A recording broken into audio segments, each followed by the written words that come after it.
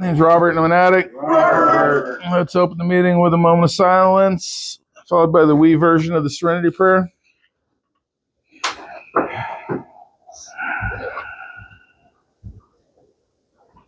God, grant us the serenity to accept the things we cannot change, the courage to change the things we can, and the wisdom to know the difference.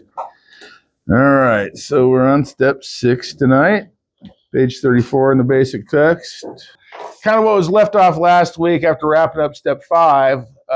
Normally when I get done with doing a 5th step with a guy, I tell them to go home, make sure they go back over everything again with them and God, and then look out of their 4th step and see if they can pick their top 3 or so more if they want to be overachievers.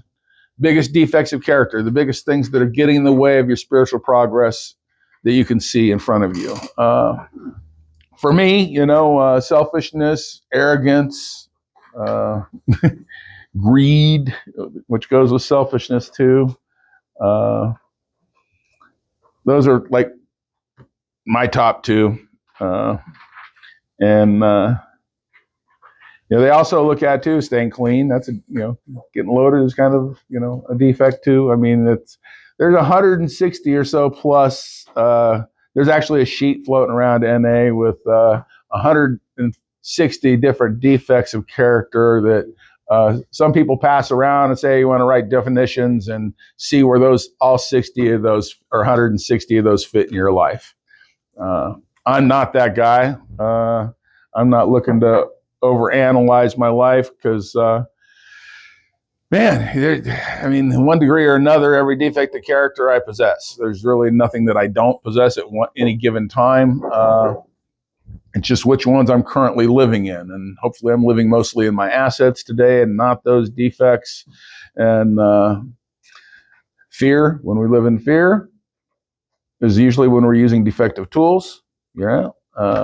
Manipulation, trying to get things back under control in our way. And when we're living in faith, we're usually living more out of the assets and the purity of our heart and being honest, good, loving human beings. So that's kind of the essence of it and why the inventory and looking at these things are so important, because it's these things that get in the way of me and my relationship with God.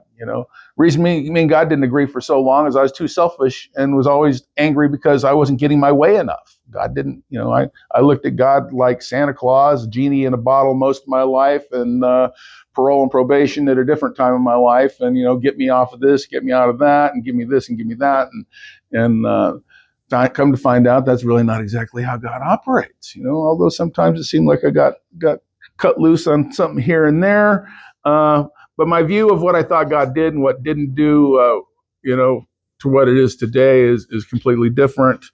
And like we just got done in the meeting before this, sharing about the 2nd step, that we can use this power long before we understand it. We don't have to understand it. We can start tapping into it immediately.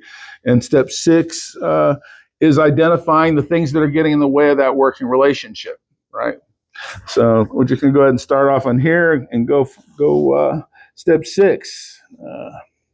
We were entirely ready to have God remove all these defects of character. Why ask for something before we're ready for it? This would be asking for trouble. So many times addicts have sought the rewards of hard work without the labor. Willingness is what we strive for in step 6. How sincerely we work this step will be proportionate to our desire for change for spiritual growth. What are the things that are in the way of it for us? Do we really want to be rid of our resentments, our angers, and our fear? Many of us cling to our fears, doubts, self-loathing, or hatred because there is a certain distorted security in familiar pain. I loved my resentments and my anger. It was great to be blaming other people. It was one of my best ego bumps of all for me. It was a cheap, make myself feel better thinking about somebody else being a crappy piece of crap for a change instead of myself, and esteem is just really is a different stroke. And that's what we're trying to build here is real self-esteem. So I don't got to tear the rest of the world down to build myself up. And like I explained, almost every time when I go through 5th steps with guys, I always try to help people cross that bridge from resentment and anger and fear sometimes over to forgiveness, understanding, and acceptance is what we want to try to get to. Like my sponsor. And what made it really easy for me in the beginning is that my sponsor really told me right off the bat. I mean, before I even started my 4-step, he was like, look, dude, the love of God that you need to stay clean in your heart cannot exist in the same place as the anger and rage that you possess. You cannot keep nurturing these resentments. And I'd been resentful and hateful my whole life. I loved building cases. I thrived on it. That was my makeup. I really didn't even know that I could let go of them. We're right on to that, back to that whole resentment thing. For me, resentment and anger were probably the two biggest things immediately next to my own selfishness that got in the way of my relationship with my higher power. So this says right here, distorted familiar pain. I used those things because I knew no other way. I had no faith, so fear was my go-to thing most of my life. Fear of things not going my way, and what tools do I have to use to make things go my way? So then I live a life where I'm getting what I want most of the time. I won most of the time. I mean, most people just gave me what I wanted just to get me out of their face because I was just, I was relentless on my pursuit of getting what I wanted, when I wanted, as fast as I could possibly get it. And then I still wasn't happy. So part of this 6-step thing is becoming willing to let go of these traits. So in the end, I really didn't get what I wanted, right? I was bitterly disappointed in life, even though I got to a point where much of my life I got what I wanted. So I didn't get what I wanted, wasn't fulfilled, wasn't finding the happy, joyous, and free wasn't even in my vocabulary, but I wasn't able to attain that stuff that I was really chasing, which was just to be okay. I just wanted to be happy like normal folks, be able to be reasonably content and secure. And I was madly trying to find that missing piece of whatever it was that was missing in my life to try to make that happen. So the only door I hadn't really knocked on really hard was the spiritual way of life. And now I'm looking at these old behaviors and actions and attitudes, and these are the things that I got to cut loose if I want this new way of life. So to become willing, I have to see that these traits no longer serve me. So that's part of what we're going to get to in the writing part later on, of letting go of these certain distorted familiar pain that we're going to get rid of. Let's see. It seems safer to embrace what we know than to let go of it for the unknown. Letting go of character defects should be done decisively. And I like how it says that in here, that they should be done decisively. So if I'm trying to scatter my thinking amongst 160 defects of character, how decisively am I going to be?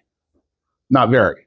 It's going to be a big blur. I'm not going to be able to see the trees for the forest. I'm going to get lost in it. I'm not going to be able to pay attention to all those little things. And it's like I'd need a whole force of people to follow me around to recognize them and point them out for me as we go along.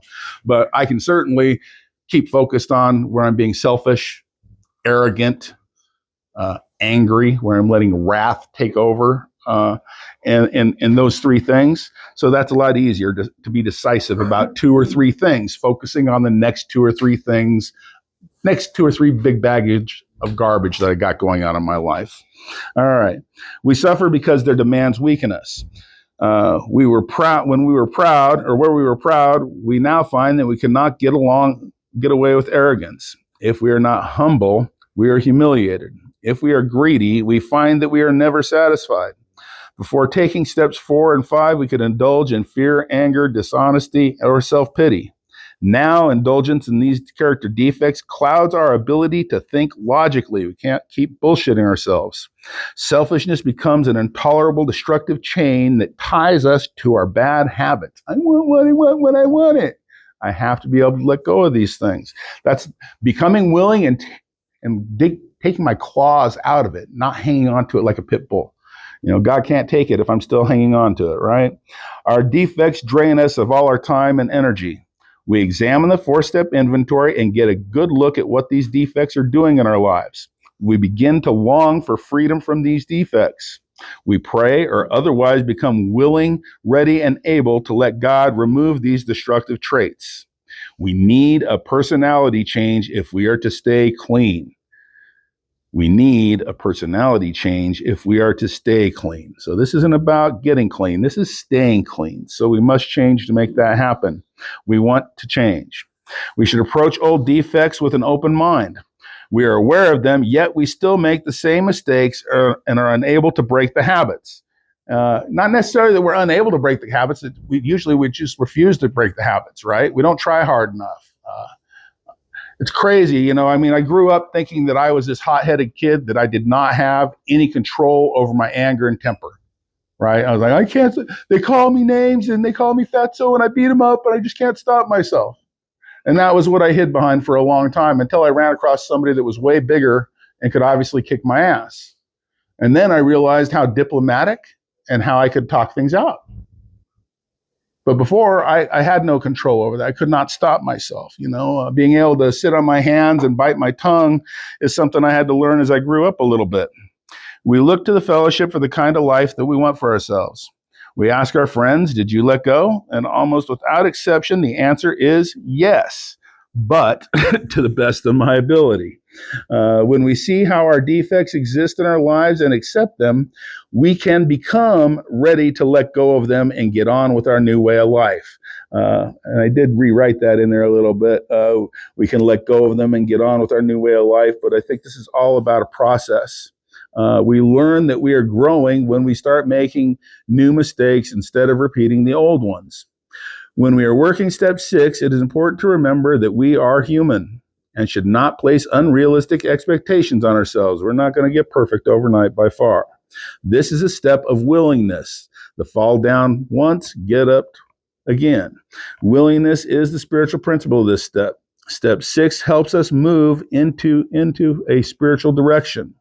Being human, we will wander off course. Be patient and persistent. Rebellion is a character defect that spoils us here. We need not lose faith when we become rebellious.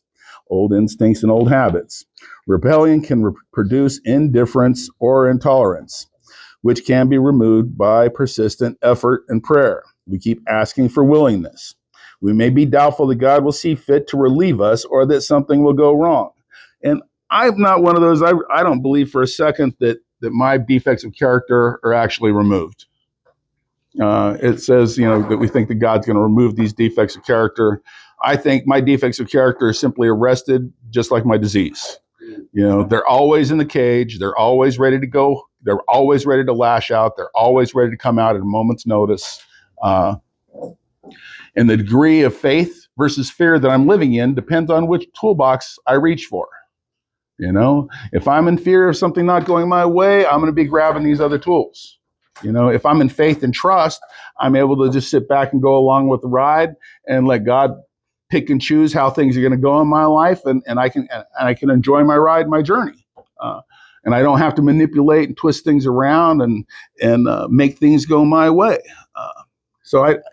There's a couple of words in the step to me that, you know, it's hard because it makes it seem like God's just going to, you know, I have to be entirely ready to let go of everything all at once, which I don't think it's possible for me to, because if I really am willing to let go of them, then I'm going to have like a huge dramatic change right off the bat. But I think it's very much like the layers of the onions, and we focus, like I said, on the next couple of big bags of garbage at a time is what we focus on. And as we get a little further down the road, then it starts not just being about being arrogant and selfish and angry all the time. Now I'm trying to work on trying to be a little bit more considerate, you know, and patient and a little bit more loving. And my list of things that I'm focusing on changes as we get down the road in recovery. Here is what we did, you know, in the very beginning. Is it going to go away overnight? No. And the 6th and 7th step almost makes it sound like if we're not getting that we're not really doing it. And essentially, the practice is just to try to be a little bit less of a dick each day, you know, a little bit less. You know, I don't got to try to do it overnight. I don't got to be superhuman or, you know, have this whole, you know, hallelujah, complete resurrection overnight. You know, this is practice. Again, like I said, fall down, get up. Says we ask another member who says that you're right where you're supposed to be. I like that all the time. You're right where you're supposed to be. Well, actually, I was creating my own problems. That's usually why I was where I was supposed to be, because usually I was the one that was creating most of the problems, and then I was usually blaming God for most of them. We renew our readiness to have our defects removed. We surrender to the simple suggestions that the program has to offer us.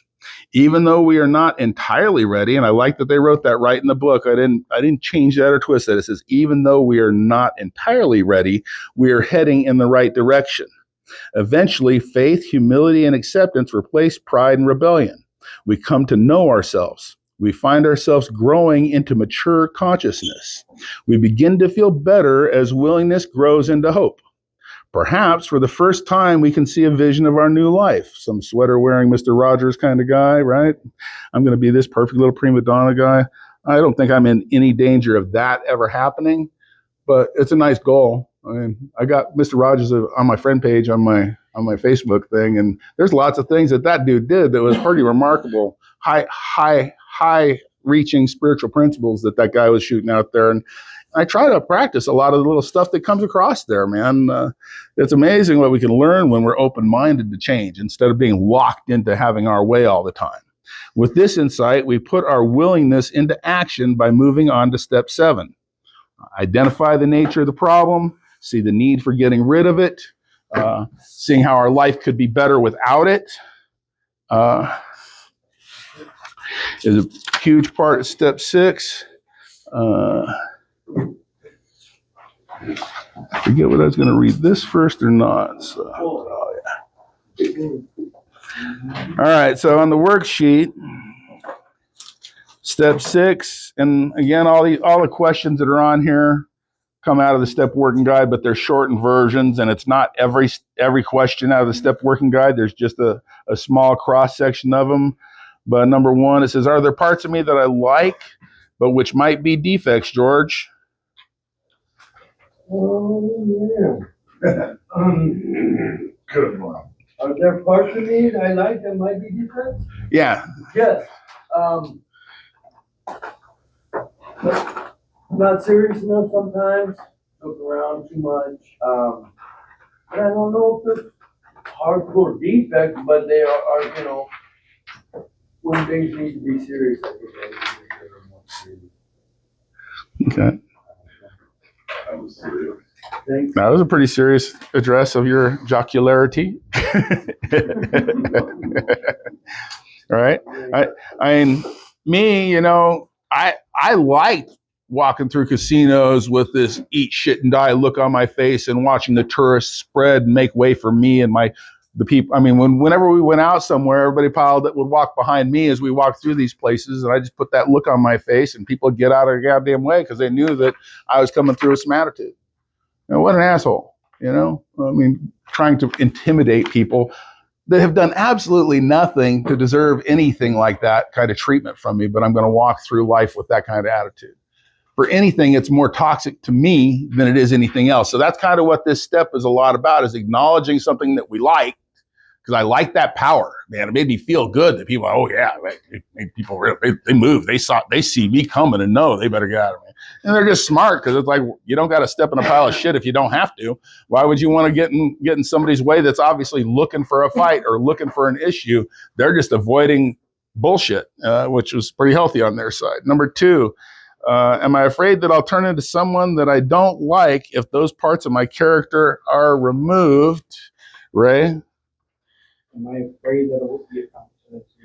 So if there's something that you like about yourself that is a defect, like the question that George just answered and I just tapped on, if there's one of those character defects that you still like, are you afraid that removing that's going to make you into someone that you don't like if that part of your character is removed?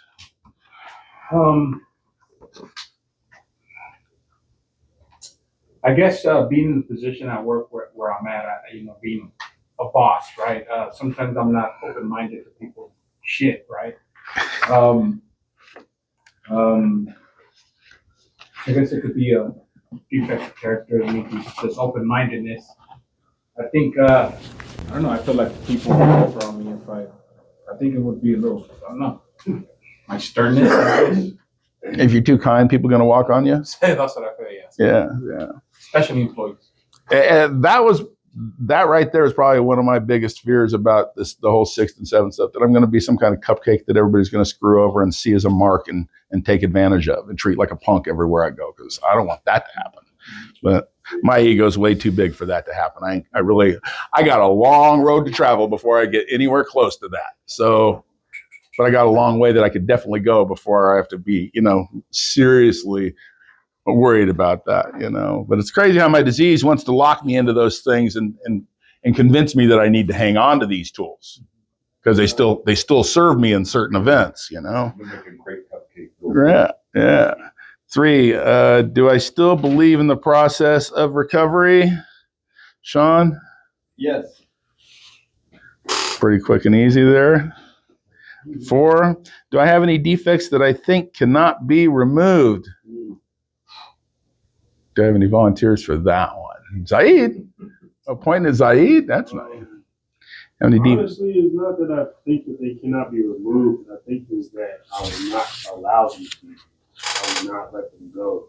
Because like question number 2 states, if I remove certain parts of myself that are defects, like the attitude or the aggressive hostility versions of myself, the fear of what George said, being a bitch or being hurt, looked at as weak or inferior. You know what I mean? Like I don't want to take on that ideation in my mind at all.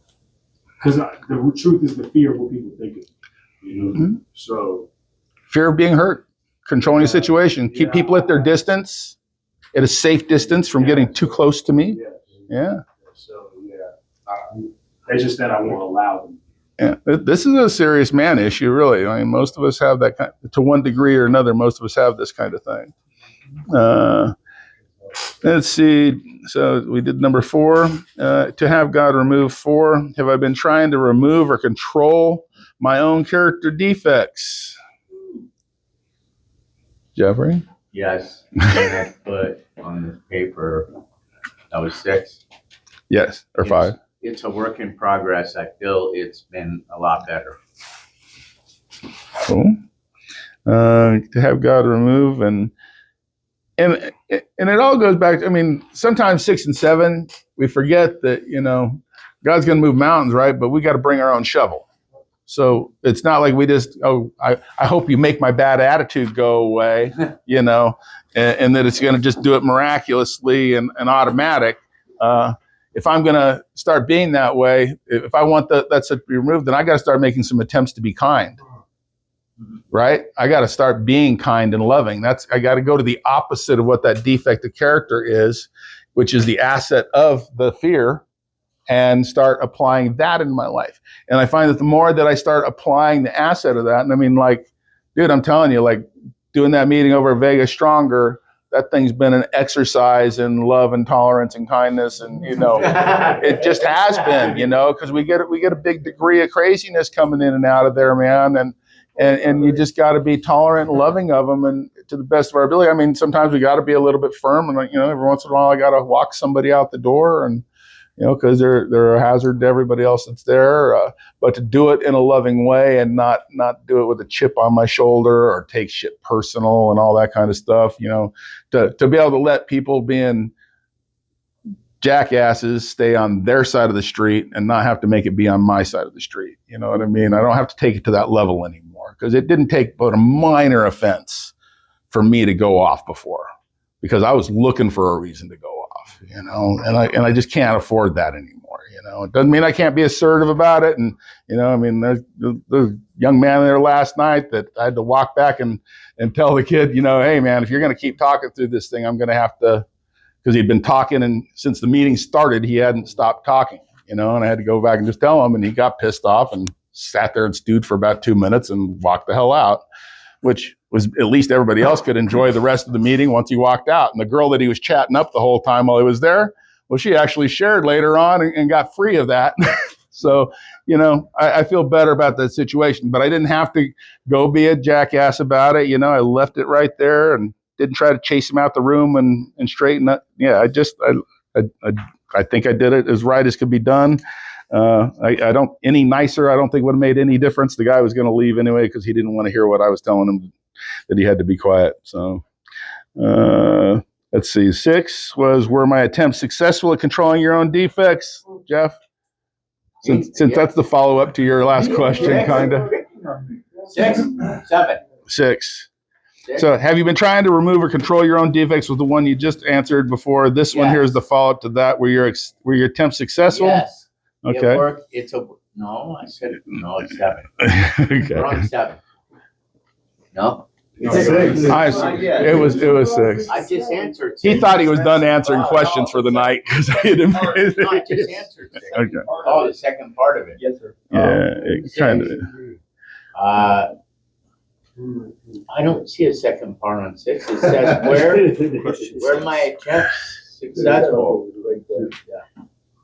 5A and 5B. Yeah, that's kind of the translate. 5A and 5B. Oh. The point he's trying to get to is that usually us trying to white knuckle and contain our defects without God's help is pretty hard to do. Have I been trying to remove or control my own character defects? Yes. That's okay. So I put 6. Were you successful at doing that? I got to put AB. Next Were question. my attempts successful? No. That's the point I was trying to make. All right. 7. Am I increasing my trust in the God of my own understanding by working this step? That's what this whole step is all about, getting closer to God. By using these defects that we have and drawing closer to God and getting closer in prayer and meditation and focusing on these things and self-inventorying where we need the work. We're trying to be better human beings, and God's all about trying to help us be better human beings. So we're going to naturally make a better connection with our higher power there, Zaid. Were you waving? Well, I wanted to answer the question. Okay, go ahead. Yes, because the more I practice my assets instead of my defects, I get closer to God, and I begin to realize more, like actually experience that we're all in this together. You know, life, whatever it is we're doing, whatever journey we're on, we're all in this together, and I don't have to be egotistic and be better than someone. It's all in my mind. It's not real, you know. So my defective character that I'm displaying to suppress or dominate others is really useless, and it hinders us both. Number 8, does my surrender deepen in this step, Raul? Yes, absolutely. Most of these questions are pretty straightforward. Yes, no, easy things to wrap our heads around. Number 9, can I take action that shows that I am entirely ready?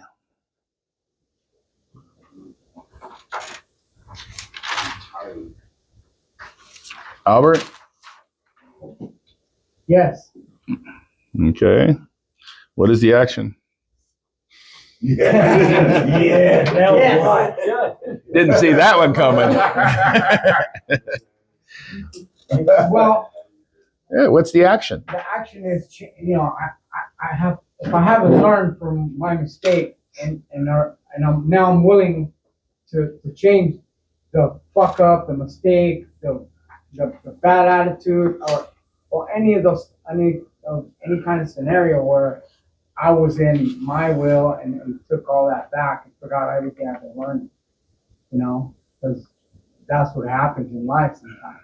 You get put in situations, and I get to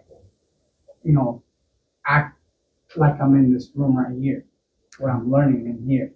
Right. You put it in practice. It's fucking hard. Yes, it is. And one of the biggest things for me, the action part is when I start to act up, is ask myself what my motive is, what's being threatened. Because usually, like I said, when I'm in defective character, it's because something's threatened, something I fear, something's going on that I don't like the direction this is going, and what do I got to do? What tool do I got to pull out to correct the direction of the way this is going? So questioning my motive is a good, and then redirecting my action. And I'll be honest. There's times that I got to go, okay, well, what would Greg O do in this situation, or what would somebody of more spiritual fiber than me? What would they do in a given situation? And sometimes it's just act as if, because sometimes I just don't know. I'm clueless on it. So our defects of character, our goal is to raise our awareness of our defects so that we can become entirely ready to have them removed, not analyze their origin or indulge in a bout of self-absorption. So number 10, and I just went ahead, I wrote one here and I answered all the questions just for the very first one, and I'll just go ahead and blast that one through real quick. Number 10, list each defect. So like if you just did that 5th step over the weekend, you take that, you put the name of the defect there, and you define it however you want to define it with a dictionary or what the word means to you. I wrote number 1 was selfishness. So I'm inconsiderate. I'm oblivious and stuck in what I want. Too busy for anyone else. Don't care how I'm affecting anybody else or anything else. It's all about what I want. How do I act on this defect? I avoid people. I isolate, and I'm like a squirrel looking for a nut all the time. No matter where I'm at, I want to be somewhere else getting something else because this ain't quite enough. So it's like always like that, trying to fill that hole with something out here to make it all feel good, right? Anybody relate to that one? Yeah. Dude, I go to meetings. I mean, that was one of the big meetings that make me feel really good sometimes, especially in the beginning. And it would be like, I'd be like in a hurry to rush out the door and get home before somebody had a chance to fuck it up. I was like, I feel good. And I know all it takes is 1 or 2 guys to step on my toes, hurt my feelings or whatever. Somebody say something. And so I wouldn't stop and stay out late after the meetings and talk to people, Same thing I'd do too. I'd show up late everywhere I went. I did that a lot. Not this time around, but before in recovery, I was always in too big of a hurry. Especially after I'd have time, I'd show up after the readings were done, blast in and blast out. Too busy to help anybody else. I'm a busy guy. I got things to do. Yeah, I got to rush home and watch some stupid fucking Netflix. And I wouldn't want to stick around. Right? Wouldn't want to participate in other stuff. I got what I wanted. Selfishly want to get out of here. Number 12. What defects does it have on my? What effect does it have on myself and others? I'm draining and disconnected. Not a very fun person to be around. 13, what feelings do I associate with this defect? I wrote that. Frustration, grandiose visions, and interests. Which spiritual principles can I apply instead? Selfless giving of my time and interest. Make time to give back instead of take. So let's do this real quick. I'm going to pick 2 guys, and I'm not going to tell you which 2 is going to be yet, to go through and answer the next little group just like I did. So I'm going to ask one guy, and the next guy should be studying and figuring out, because it could be, especially if you haven't been called on yet, you might be called on to answer the next step, to just verbally do a quick little call out on these. Because it's kind of, the biggest things about these little questions is it's trying to just basically, make us look at the defect, how it's working in our life, how it's not producing the effect that we want, what effect would we like, so we know a direction. Ira always shares, and I love that this is a program of opposites. And it's so true. I don't sit around and say I'm not getting high, because if I do, I'm going to get high. I'm going to recover, I'm going to go to meetings, I'm going to call people. I'm the positive side of what I'm going to do to everything. And it's, if I'm just sitting around saying I'm not going to be a dick, I'm going to be a dick. I'm going to be a dick. That gets old. What am I going to do? I'm going to go try to be kind and loving and considerate. I'm going to call up Raul and see how he's doing. And then after that, I'm going to call up Kenny and see how he's doing. I'm going to stop and talk to the guys that are sitting out there, look like they want to eat a bullet. When we're walking out the rooms, I'm going to take time to stop and talk to them and see if there's something I could do to help lift their spirits with a kind word or a gesture, or who knows, every once in a while it could be turn into a cup of coffee or some cigarettes. You never know how that stuff is going to work out, but see what it is that we can do to make a difference in somebody else's life, So number 2, Adam. But I know you're going to fucker. Why you throw me under the bus like that? So number 2, what's your first defect that you want to address? What's your biggest one? Selfishness is my biggest one. Okay. Although that's what you just read with selfishness. That's okay. We can't be too much on that, but don't be just stealing all my shit. Well, I'm being selfish about it. Very selfish about it. You can make it sound prettier than I did. I know you can. Most of us can take selfishness and apply it to just about every situation, every relationship, every exchange. You know, I mean, that's what most of us come up just looking for ours, right? How am I going to get the biggest slice of the pizza, you know, when we order it, right? Yeah. And this is another would be like feeling important, wanting to feel important, is another defect that, again, that's probably selfish. Yeah, we all want, that's part of, that's all part of the social, we all want to be loved. We all want to have a place to fit. We all want a little place, and people to cheer us on, and look and have that acknowledgement when we look up in a meeting, and when we look up from sharing or whatever, and everybody's sitting around looking at their fucking phones while we're sharing. It's kind of a bummer. I mean, I've been to meetings like that, man, where most everybody's dicking around on their phone. I've done it too. I'm guilty of it. Sit there and doing it. But that's the worst thing we do, right? They look up and when this meeting, this home group right here, man, it rocks with that, man. Hardly anybody messes with their phone. They'll check it a little here or there, but most people are present and at the meeting, and that is a form of being selfless too, because I mean, I want to come to a meeting, I want to dump my shit on you and run, right? Give you my nugget, dump my shit so I can feel better to get to the next meeting, but to actually be here and be present and be able to remember what each person shares at the end of the meeting and have a conversation about that afterwards. That's a selfless act too. We're making that eye contact with somebody, like what they have to say means something. It's not negated by our body language, because that's what we're saying. It's piss off, kick rocks. What you're saying, I don't want to fucking hear it. That's what we're saying.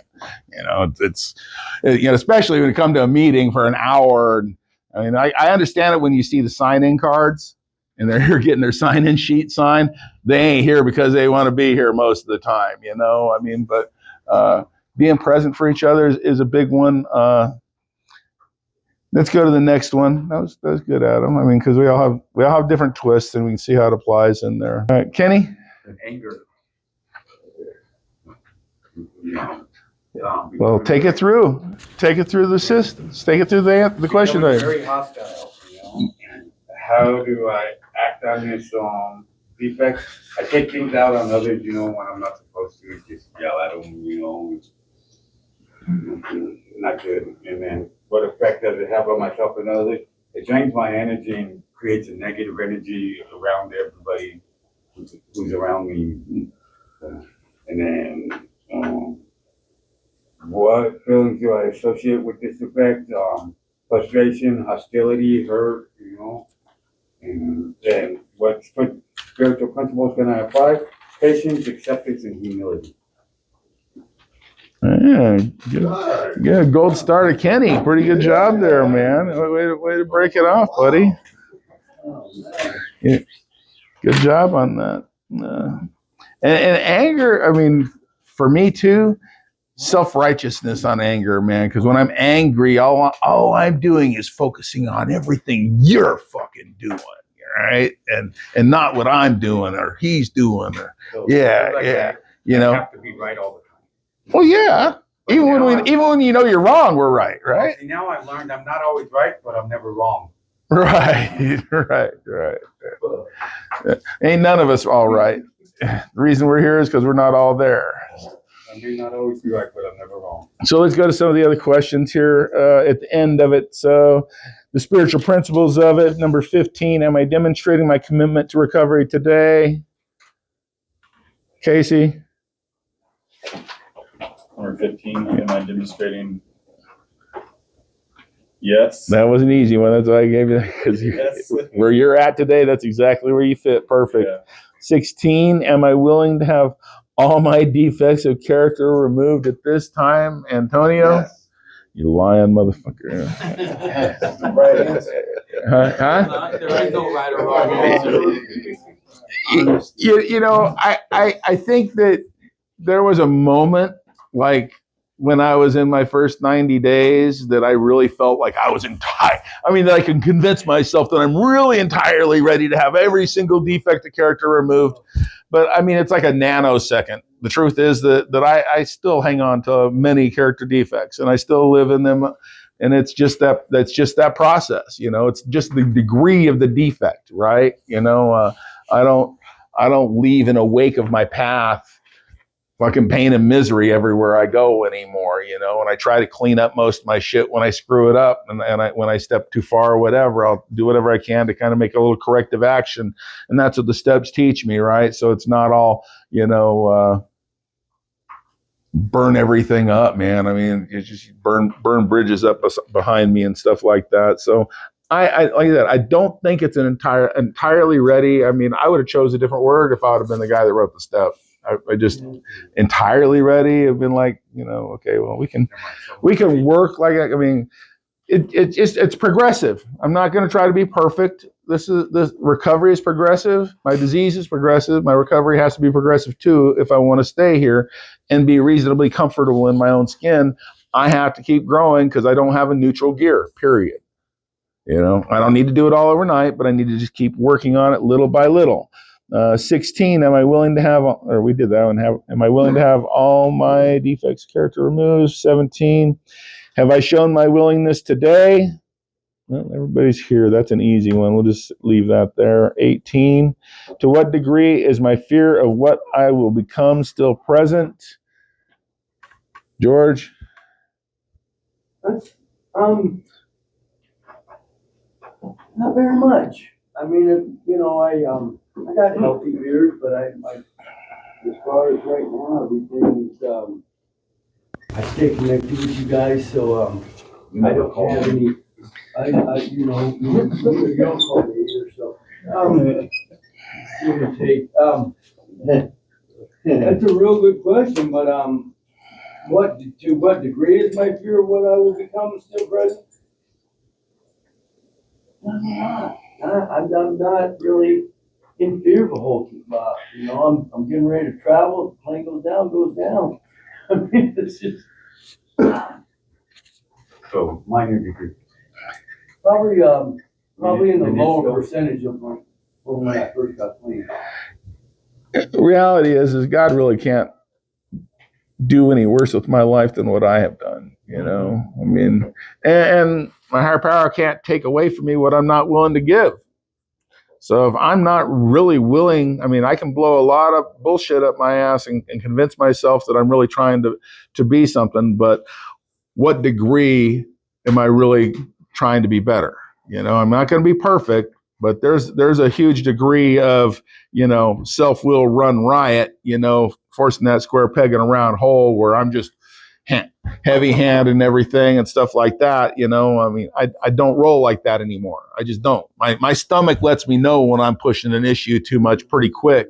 And when my gut starts acting up, man, I listen to that because it's pretty closely connected to my heart. And then I know that I'm heading the wrong direction. I don't have to put pen to paper I feel it. I know it. I feel that slight little disconnect. And then I didn't used to notice the hurt feelings, and I just blew over people. Didn't give two shits about anybody else's feelings. I was too busy worried about what I wanted.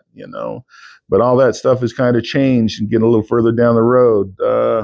So number 19, has your fear diminished since you began working this step? Bro? Yes. Okay. 20, how am I increasing my trust in the God of my understanding by working this step? Sean? I'm increasing my trust and my conscious contact with God by leaning on Him more and more. I can already see some results in my life, in myself and from feedback from others. So the more I trust in Him, the better the results and the final outcome will be. That was an AI answer. Was that an AI answer? It sounds like it. I did get a lot of AI input on this last little fifth step from guys. It seems to be a popular tool when people are writing shit these days.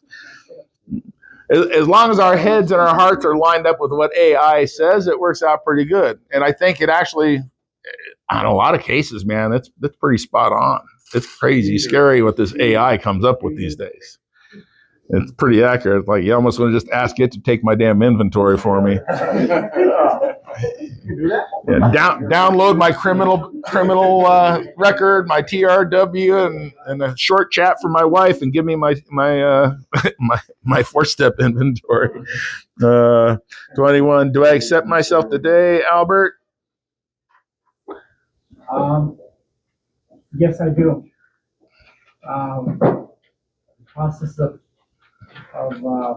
surrender, loving myself, working on myself, and I can only change it from where I'm at.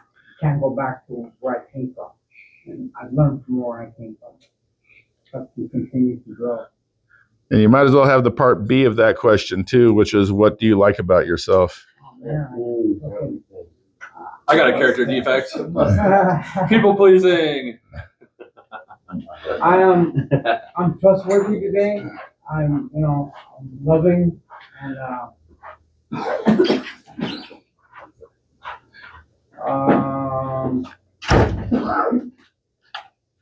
and I show up when I'm supposed to. Do what I say and say what I do. Okay. 21. What has changed since I've been working the steps? Did you say 21? There's 3 21s because it's actually the A, B, and C to the 21 in the basic text. So I didn't change those numbers. I left them the same. A lot of A, B, and C. Yeah, a lot of them were that way. It just got hard to follow along on it. So what has changed since you've been working the steps? Ray?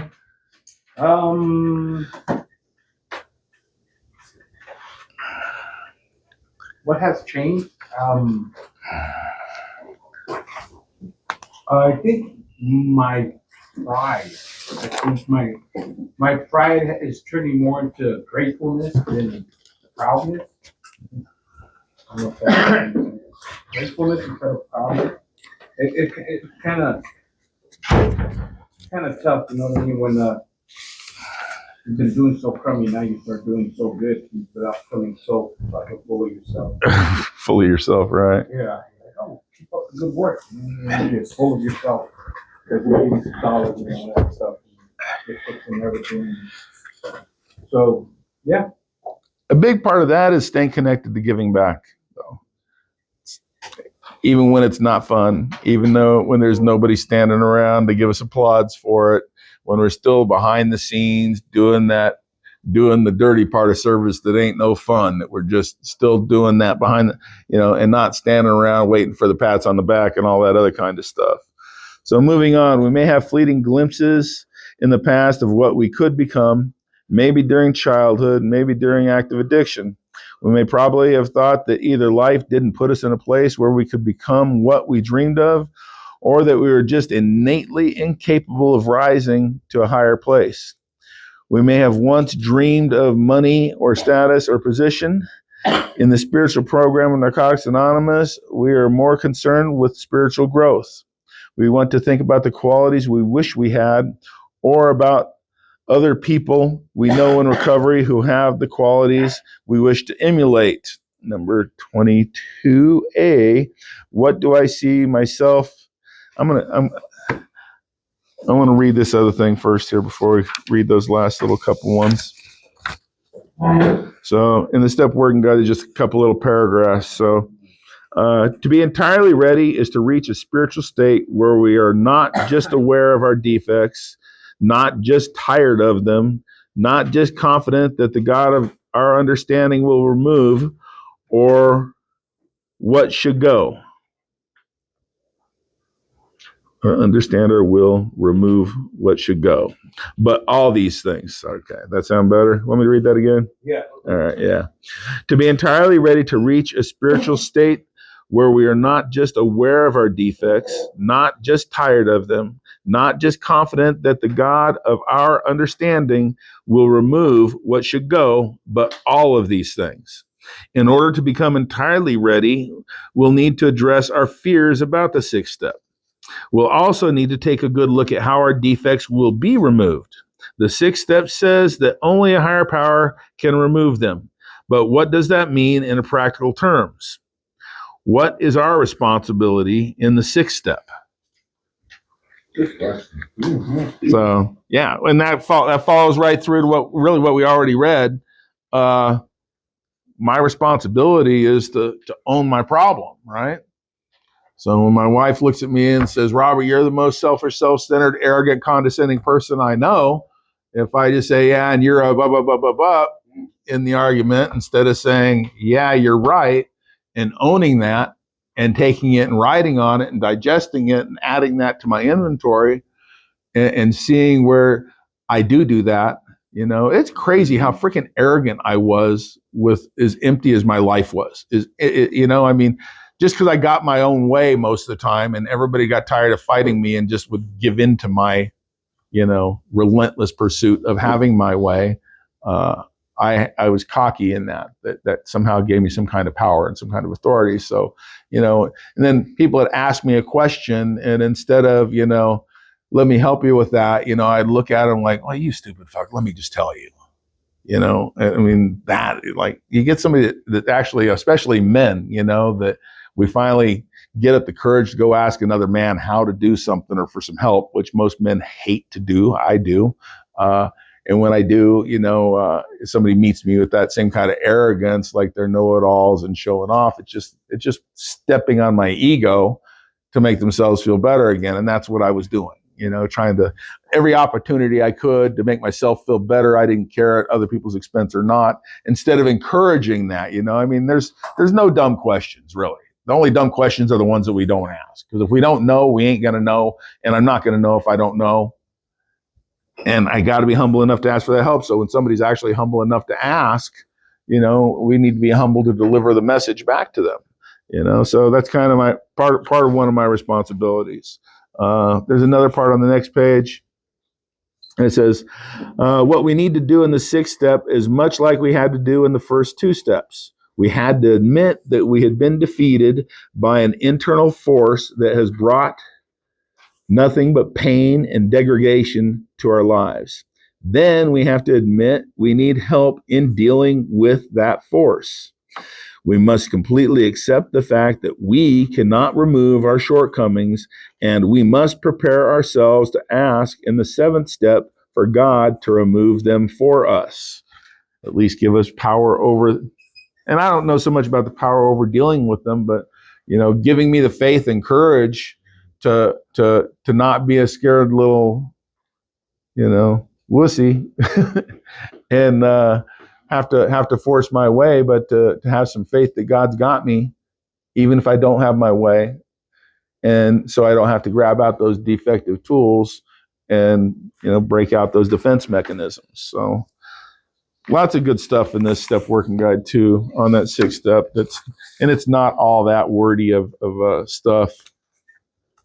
So back down on the moving on section of those questions. What do I see myself doing with the qualities that I wish to attain?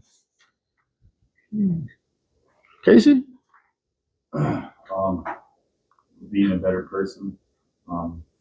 Right now, I would say that I don't feel like I'm a good person, even though I don't do a lot of bad stuff or anything like that. I just wish I was more present in certain aspects of my life, and I hope to see those qualities come through more working these steps. So, good answer. Number 22. What will I do with my career?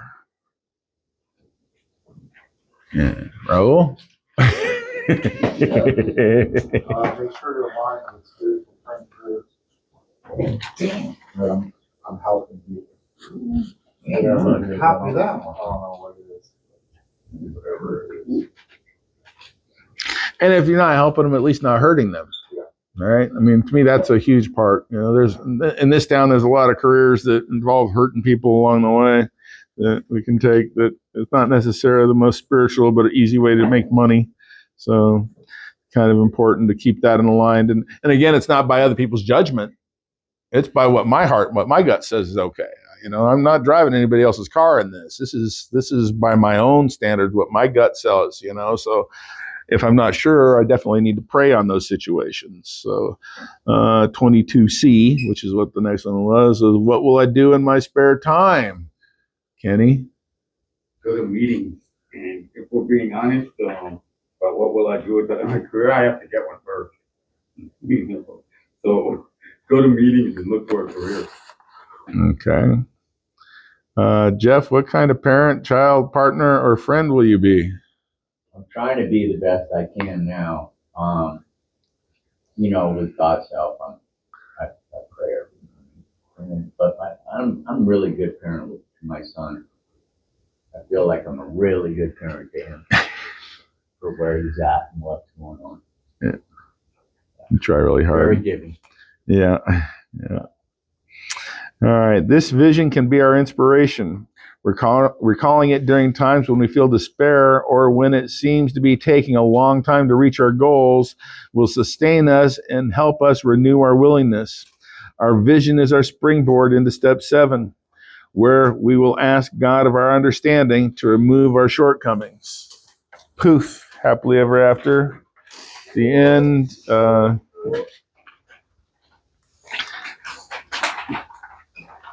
Who wants to go for ice cream? Are you mine? Forget about ice cream. All right. So the becoming willing part is the huge end of this thing.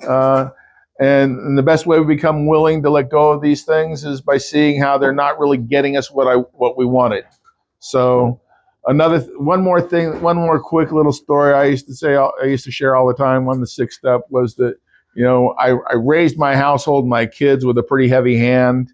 I didn't beat them, but I was very sarcastic, and if their shoes were untied, it was drop and give me 50 push-ups. It was, there was a lot of standing in the corner, and it was a little 10 hut type stuff, and for somebody who wasn't really emotionally or spiritually there for their kids to help build them up on the other side, I was really, pretty commanding respect, So I'd get home from work and jiggle the doorknob to get home, and I'd be listening to the wife and the kids on the other side of that door, laughing and giggling and having a good time. Joy would be coming through the door. And the minute that they would hear the doorknob turn, it was like 10 hut, the SOB is home. And the life energy of the house was gone. And they knew that they had to wait until I went out in the garage and got right before they started messing with me. And today, in my 4th step, I was like, man, that's not what I wanted. Really what I wanted was I wanted to walk in the door and have my kids and my daughter yell, "Daddy, Daddy, Daddy," and run and give me a hug. And by running my household that way and being that way, don't do what I say, don't do what I do, that whole thing.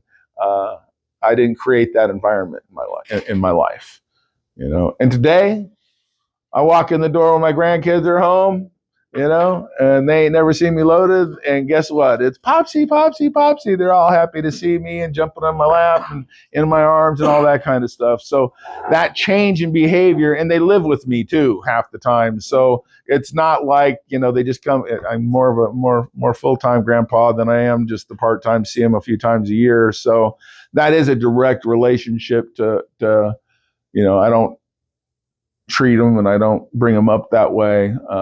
There's definitely a lot more love being put out, and but that's part of being grandpa too. Also repaying love to your daughter. Yeah, and it I mean, to me, it's paying the best amends that I can in that direction. I can't change what happened back then, and I know my daughter sees the way I treat the grandkids, and I think sometimes she's a little, not all that happy that, where was this fucking guy back when I was being raised? That's what her attitude is. But I know she appreciates and parents are different than grandparents generally anyway, in the way we normally treat them. But I guarantee if I wasn't clean and they were living in my house, that guy would be calling the shots still today. And a lot of work on letting go of that anger and the control I mean, control issue stuff. I mean, don't be coloring out of the lines, and micromanaging stupid stuff, and that stuff was just for the birds, man. Just no way to really be. No wonder I was miserable inside. I was too busy trying to do God's job instead of just being what I needed to be. So, anyway, let's close this thing up, man. Let's take a moment of silence. I'm Jeff. I'm an addict. Let's take a moment of silence and pray for the suffering in and out of the rooms, the ones that are no longer here. And then join me in the third step prayer. Any of us have said, Take our will in our lives, guide us in our recoveries, and show us how to live. Keep coming back.